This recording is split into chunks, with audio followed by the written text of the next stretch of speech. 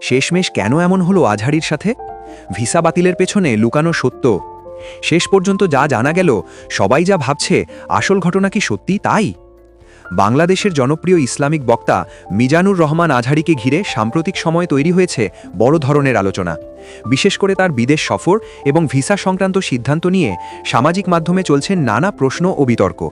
অনেকেই বলছেন এর পেছনে থাকতে পারে বিভিন্ন প্রভাব বা চাপ, আবার অন্য একটি অংশ মনে করছেন বিষয়টি সম্পূর্ণ প্রশাসনিক সিদ্ধান্ত। সোশ্যাল মিডিয়ায় দেখা যাচ্ছে অনেক মানুষ তার প্রতি সমর্থন জানাচ্ছেন, দোয়া করছেন এবং তার বক্তব্যের পক্ষে কথা বলছেন। অন্যদিকে কিছু মানুষ পুরো ঘটনাটি নিয়ে ভিন্ন মতামত দিচ্ছেন।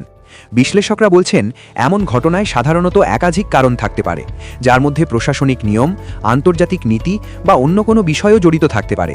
তবে এখনও পর্যন্ত স্পষ্টভাবে সব তথ্য সামনে আসেনি। আপনারা কি মনে হয় এটা কি শুধুই নিয়মের বিষয়, নাকি এর পেছনে অন্য কিছু আছে? কমেন্ট করে আপনার মতামত জানান। কিন্তু এখানেই শেষ না। সবচেয়ে অবাক করার বিষয় হলো, যা অনেকেই খেয়াল করেনি,